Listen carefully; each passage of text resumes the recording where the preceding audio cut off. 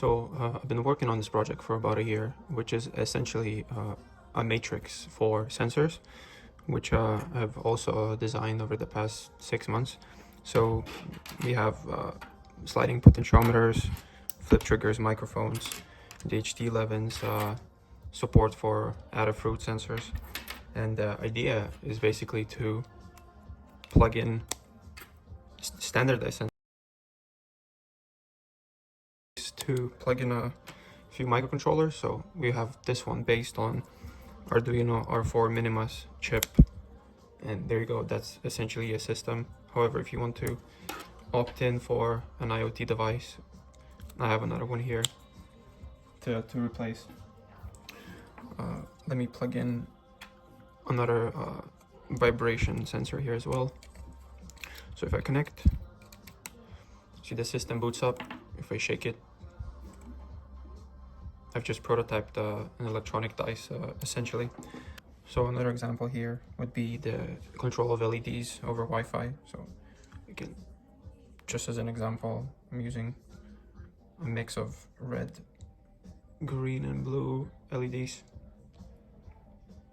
The entire system is pretty much battery powered.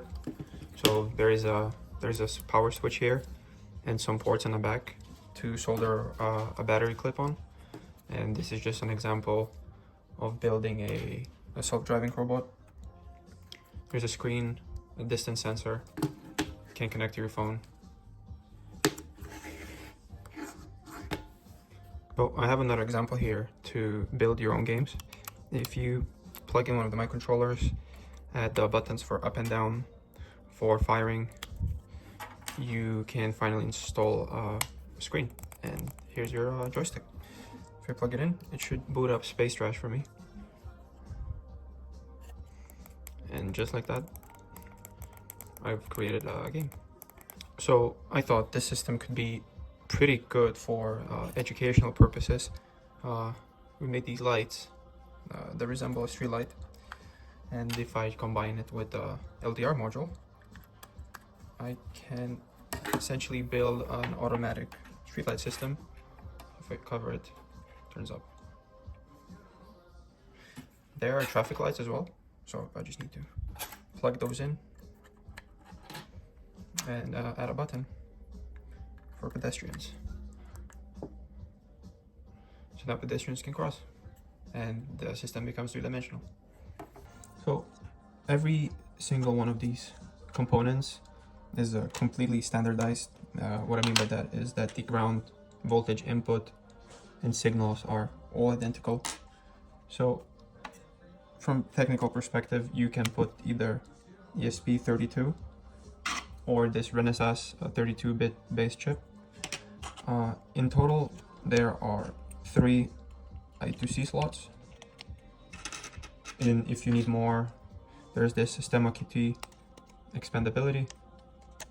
I'm gonna put a distance sensor now. You can place up to 9 different sensors, which might not seem like a lot, but it really is plentiful for learning, prototyping, or sort of quick solution projects.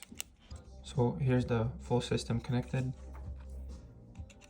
I can plug it in either through the UART or the internal USB, power button, and serial expansion to other devices such as Raspberry Pi. So the entire system still remains the capability for hand tracking solutions.